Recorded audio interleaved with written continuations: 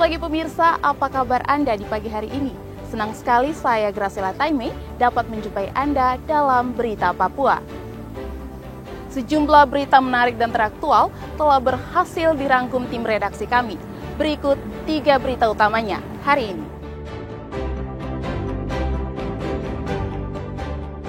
Truk remblong di Mimika dan menabrak pengendara motor. 2 orang tewas di lokasi.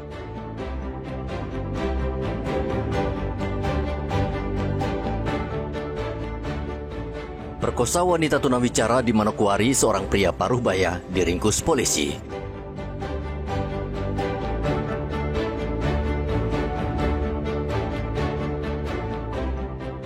BMKG resmi cabut status waspada tsunami. Warga tetap diimbau waspada.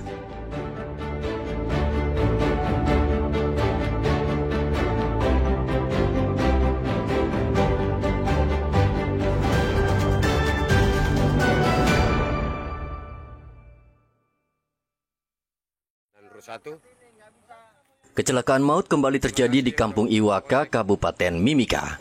Sebuah truk bermuatan material yang sedang menuju kota Timika mengalami remblong dan tidak dapat dikendalikan. Truk tersebut menabrak sepeda motor yang berada di depannya. Akibat tabrakan itu, pengendara motor meninggal di tempat, sementara penumpangnya meninggal dalam perjalanan menuju rumah sakit. Aparat Satlantas Polres Mimika segera tiba di lokasi kejadian untuk melakukan olah TKP, mengumpulkan keterangan saksi, dan mengamankan barang bukti. Di mana kecelakaan pada saat itu roda 6 mengalami remblong, sehingga terjadilah tabrakan dengan roda 2.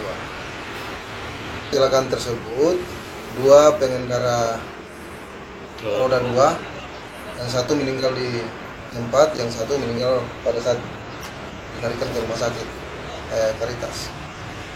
Sementara kendaraan diamankan di Polsek Kuala, roda 2 maupun roda 6. Saat ini truk beserta motor korban telah diamankan di Polsek Kuala Kencana, sementara pengemudi truk telah dibawa ke kantor Satlantas Polres Mimika untuk menjalani pemeriksaan lebih lanjut terkait insiden kecelakaan ini. Igobat Memolin melaporkan dari Mimika, Papua Tengah.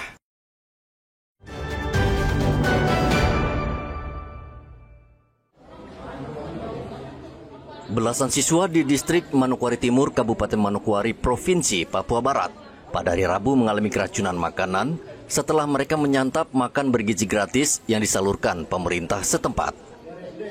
Mereka adalah para siswa SD Negeri 45 Arawi dan SMP Negeri 13 Pasir Putih. Mereka langsung dibawa ke puskesmas terdekat dan rumah sakit umum daerah Manokwari. Usai menyantap makanan, sebagian besar dari mereka merasakan mual lalu muntah-muntah dan pusing.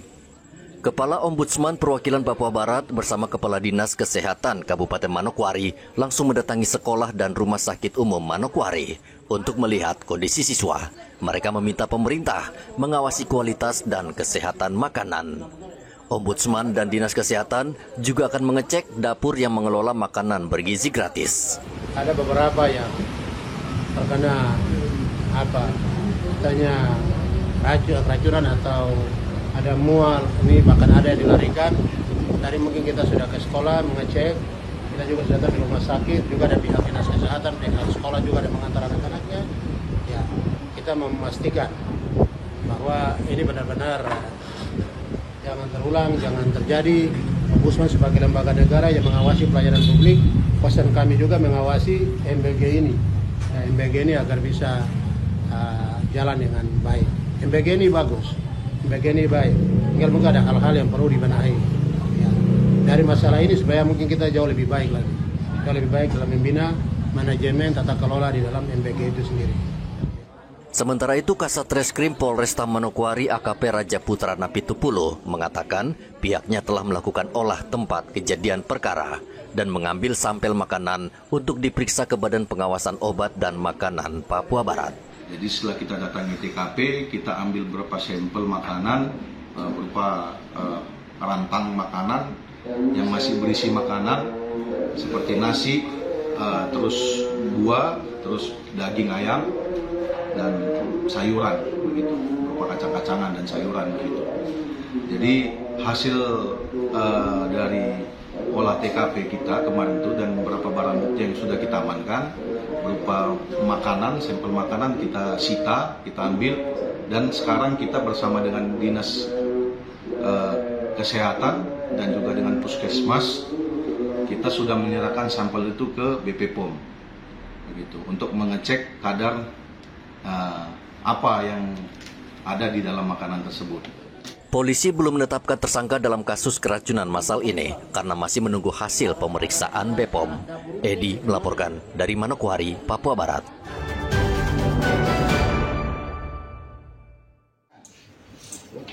Seorang pria paruh-baya berusia 60 tahun diringkus Satuan Reskrim Polresta Manokwari, Papua Barat. Ia diduga melakukan pemerkosaan dan kekerasan seksual terhadap seorang tunawicara berinisial SM, usia 20 tahun. Kasat Reskrim Polresta Manokwari, AKP Raja Putra Napitupulu, mengatakan korban telah mengalami kekerasan seksual sebanyak 7 kali sejak tahun 2024 hingga 2025. Aksi bejat pelaku dilakukan di rumahnya saat situasi sedang sepi. Modusnya, pelaku memberikan uang Rp20.000 kepada korban, lalu mengajaknya berhubungan. Yang mana kami mengamankan pelaku atas nama ER, usia 60 tahun, yang mana korbannya itu adalah SM, berusia 20 tahun, yang mana SM ini memiliki kekurangan, yaitu tunawicara. Gitu. Yang mana ER ini telah melakukan tindak pidana pemerkosaan dan kekerasan seksual ini sejak tahun 2024 sampai 2025 sebanyak 7 kali. Yang mana di tahun 2024 awal kejadian itu ER ini melakukan aksinya pada saat keluarganya tidak ada di rumah. ER dan SM ini adalah tetangga, dan pada saat itu ER menjumpai SM dan memberikan uang senilai 20.000. Akibat perbuatan tersebut, korban kini tengah mengandung lebih dari 3 bulan. Pelaku kini mendekam di balik jeruji besi Mapolresta Manokwari dan terancam hukuman penjara maksimal 12 tahun. Edi melaporkan dari Manokwari, Papua Barat.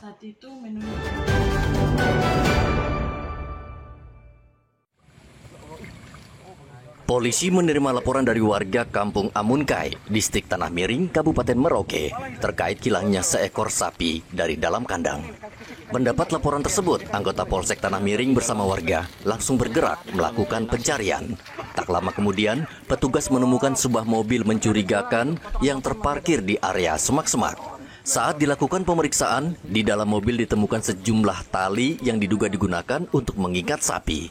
Kecurigaan semakin menguat ketika di sekitar lokasi polisi dan warga menemukan potongan tubuh sapi yang telah dibelah dua, diduga akan dinaikkan ke dalam mobil. Adapun korban inisial MW yang merasa hilang 2 ekor sapi, dan dengan sigap anggota Polsek Tanah Miring melakukan pencarian dan mengungkap kasus pencurian ternak ini, dan telah diamankan barang bukti 2 ekor sapi dan pelaku dengan inisial MT yang aksinya menggunakan mobil Mitsubishi Triton. Pelaku berinisial MT bersama barang bukti mobil kini telah diamankan di Polsek Tanah Miring untuk penyelidikan lebih lanjut. Muhammad Ridwan melaporkan dari Merauke, Papua Selatan. Masih ada di dalam itu potongan-potongan.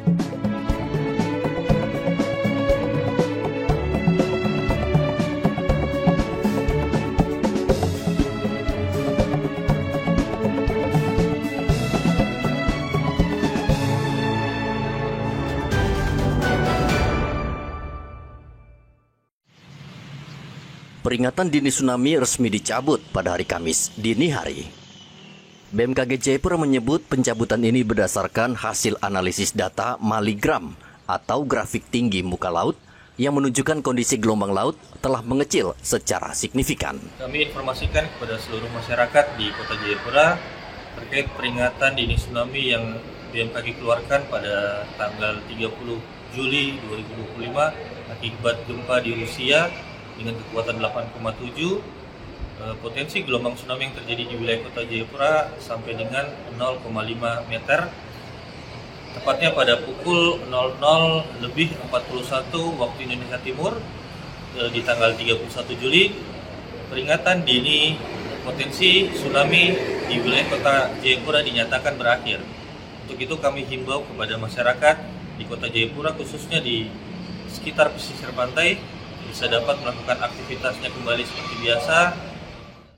Peringatan tsunami sebelumnya dikeluarkan usai gempa magnitudo 8,7 yang mengguncang Rusia pada hari Rabu.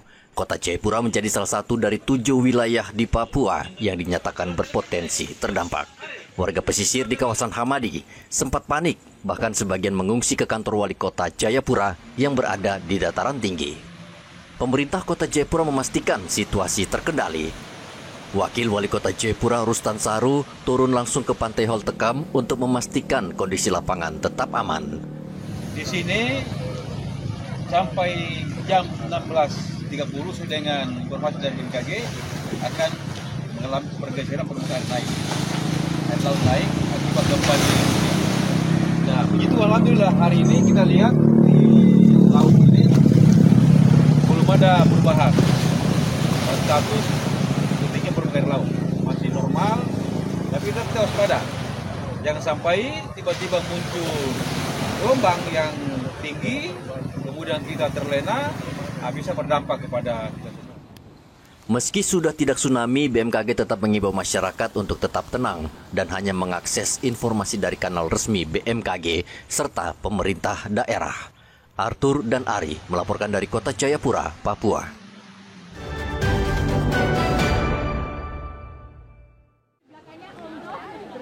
Ratusan warga rela antre hingga berjam-jam hanya untuk membeli sembako murah di halaman Kelurahan Kamorojaya, Kabupaten Mimika.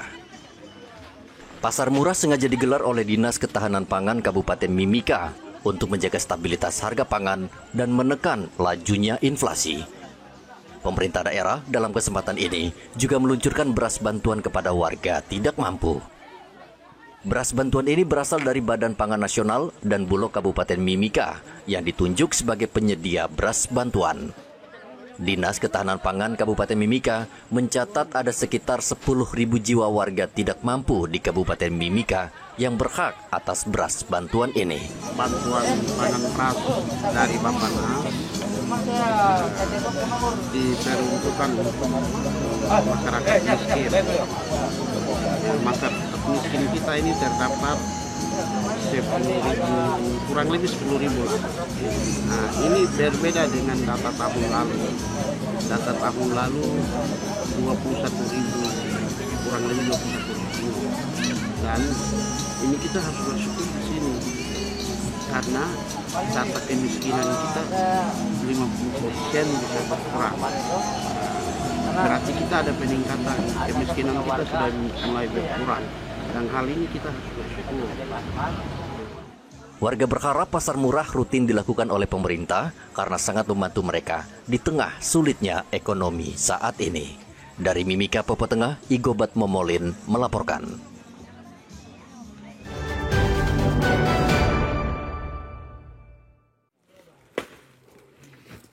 Warga di Kampung Sen, Distrik Waris, Kabupaten Kerom senang karena mendapat kunjungan dari Satgas Yonif 512 Kiye. Tentara yang sengaja berkunjung juga membagikan 9 bahan pokok bagi warga di pedalaman perbatasan Papua Nugini. Selain membagikan sembako, warga juga mendapat pelayanan kesehatan. Bakti sosial dan kesehatan itu sengaja digelar dalam rangka Hari Kemerdekaan.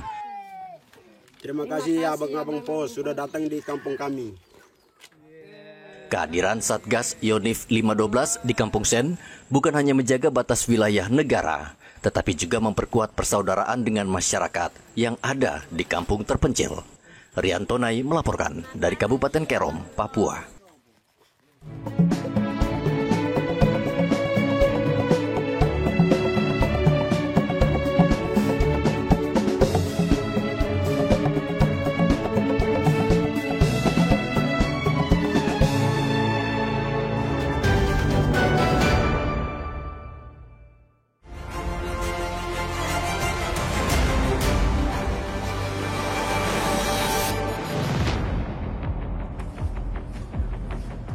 Satuan Tugas Operasi Damai Kartens kembali menangkap satu anggota kelompok kriminal bersenjata di wilayah Yahukimo. Pelaku diringkus di distrik Dekai tanpa perlawanan. Dari hasil pemeriksaan, Wanggol Sabolim mengakui bergabung dengan kelompok KKB sejak tahun 2022. Wanggol mengaku sebagai pelaku pembunuhan terhadap Laja Hari yang terjadi pada 30 Januari 2025. Tak hanya itu, pada 2 Mei 2025, bersama dua rekannya Ben Sabolim dan Kasim Bisilak, Wanggol juga melakukan penyerangan terhadap Agustinus Lambi, seorang sopir mobil pengangkut galon air.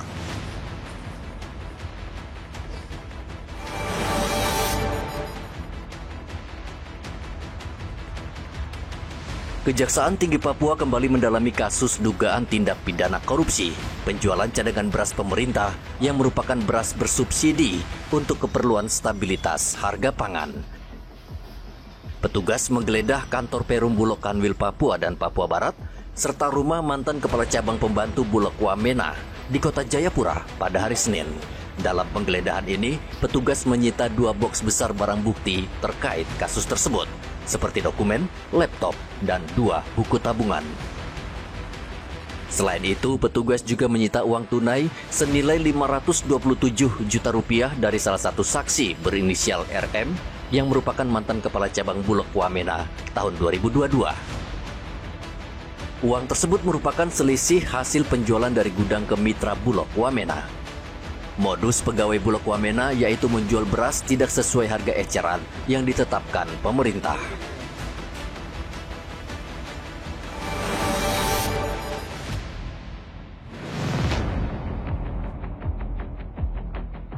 Tukang ojek kembali menjadi korban penyerangan dari orang tak dikenal di Kabupaten Deiyai, Papua Tengah.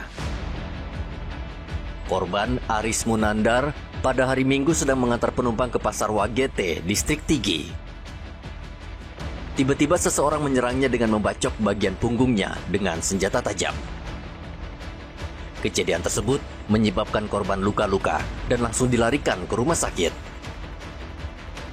Saat ini korban masih dalam perawatan medis. Jumlah pelaku 3 orang dan diduga merupakan anggota KKB. Saat ini aparat tengah mengejar para pelaku.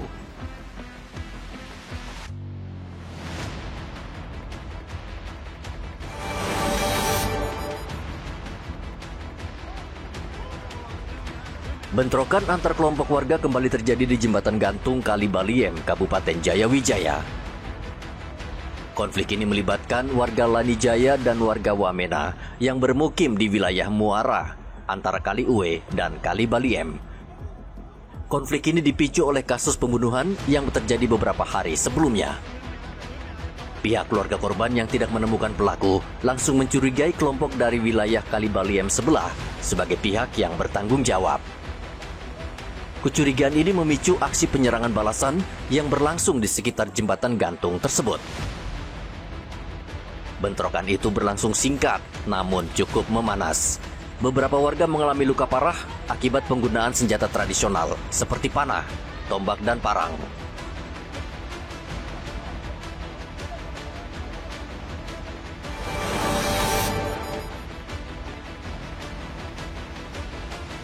Banjir setinggi dada orang dewasa melanda jalan poros Trans Papua di Distrik Muting, Kabupaten Merauke. Banjir merendam jalan sepanjang 3 km yang berada tepat di kawasan perbatasan Republik Indonesia, Papua Nugini. Satu mobil nyaris terseret arus deras banjir ke aliran Sungai Kumbe setelah nekat melintasi genangan banjir. Beruntung pengendara berhasil diselamatkan oleh warga dibantu aparat setempat. Tingginya curah hujan yang terjadi menyebabkan Sungai Kumbe meluap dan tak mampu menampung volume air yang besar hingga menyebabkan banjir. Meski jalur ini terendam, tidak ada permukiman warga yang terdampak langsung karena kawasan tersebut merupakan jalur lintas tanpa permukiman.